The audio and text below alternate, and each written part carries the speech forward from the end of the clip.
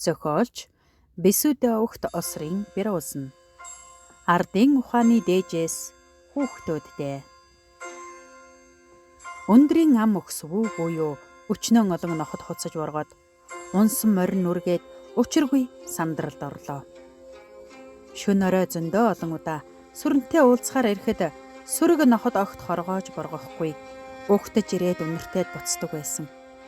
Өнөөдөр яагаад энэ ноход бараг саахалтын газраас урдуур хойгуур минь хоргоож унаа морь ноцох шахав гэж бодов.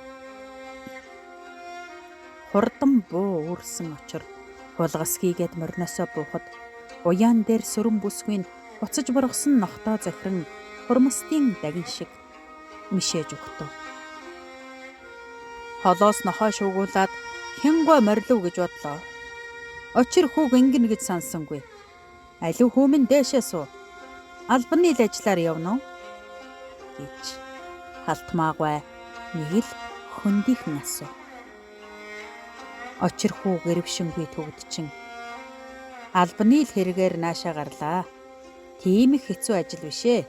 5 нохооны арьс бэлтгэх тушаалтай гэж албархуу байдлаар ажиллаа ярихад ханын толгой ширтэж тамхиан нэрээд халтмаагүй дуу гарсангүй.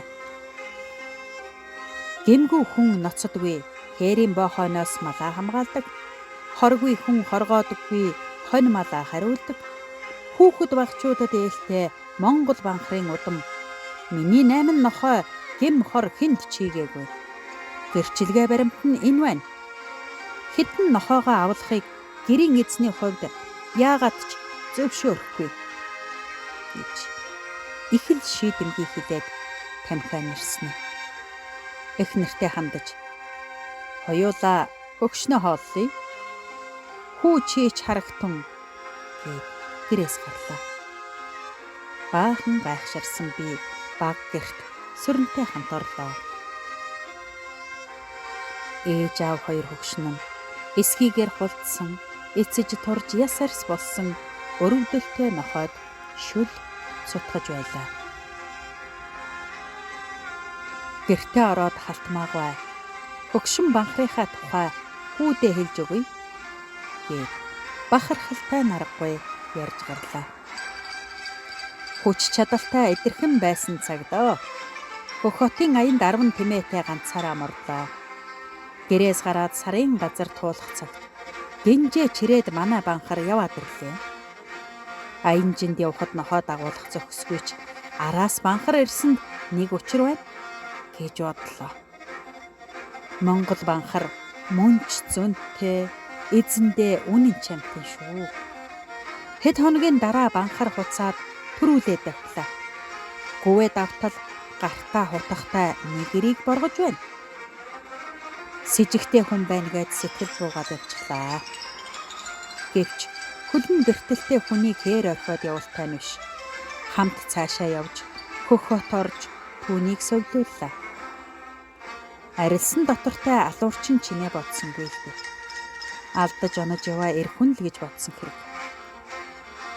Ачаа бараага ачаад нутгийн зүг эргээд сар болж байлаа. Үүрээр хоногийн газар буугаад майхандаа бид хамт унтна. Үүдэнд банхар хэвтэж тэр эрийг хөдлөх тоолонд л хархина. Би ч юм бодолгүй дэрэнд толгой тавиад л нам унтдаг байлаа. Өглөө үүрээр гинэт нохоо гаслах дунаар цочоод сэртэл өнөөхөр чинь цустай хутгаа бариад над руу дайрлаа. Зүрхэнд хутах шаахын даваан дээр банхар цусаа асгаруулан үсэрч алуур чирийн багалзуурыг тас хазаж ам аварсан юм да.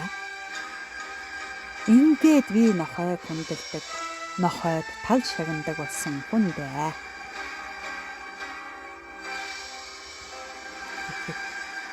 Би өглөө эрт нохтын уяа хэвчийг үзэхээр очиход бодын булуу чүмгний ясыг тас хазахыг нь хараад Монгол банхар нохоогоор бахархах бодол төрлөө. Халтмаагүй ноход руугаа ортон очроо миний хүү нааширдэ гэд харцаг ирвэс гэж дуудахад Хар зүстэй цагаан зүрхтэй хоёр банхар ирлээ. Харцаг эрвэс хоёр хараагараа гэв. Өөрийнхөө гарт барьсан саваа модоо өндөртөр өгөхөд сүнх гээд дараалан харайхад халтмаагүй хоёр нохоогоо урамшууллаа. Харцгаа чи өнөөдөр эрвэстэй хонинд яваарай гэв. Хойд зүг рүү гараа заахад хоёр нохой хонио зөөлөн хөдөлгөөд хойд зүгт тууж эхлэв. Хүдэр нянгар гэж дуудахад хоёр хөлдөө эмбүү дарсан хоёр банхар ойртлоо. Хүрээд ирэхэд нь хүдэрт 5 хурууга зоолоход хурууны тоогоор 5 удаа хуцлаа. Нянгарт 3 хуруу харуулхад 3 хуцаж байна. Хүдэр нянгар хоёрт хөгшин талархал илэрхийллээ. Хүдэр нянгар хоёр банхарт хүүгийнхээ халтар жингэрийн хөвчин хүзөвч өнөрлөөж хүзүүнд нь захидал уяад зүүн зүгт заах өдөр хоёр өртөө шахам бор хайрхан орохоор тэд явж одов. Баавгай барсаа гэж дуудахад дөрвөн нүдтэй улаан халтар хоёр банхар ирлээ. Банхруудаа мөлхөөрэй гэхэд хоёр нохой холоо мөлхлөө. Та хоёр сайн байна гэж ёотонгоор шагналаа. Баавгай барсаа хоёр минь адуунд яваарай гэд тохом нөртүүлээд тавихад хоёр банхар тавхын нурууг чиглэн дуулууртай шогшиж харагдана.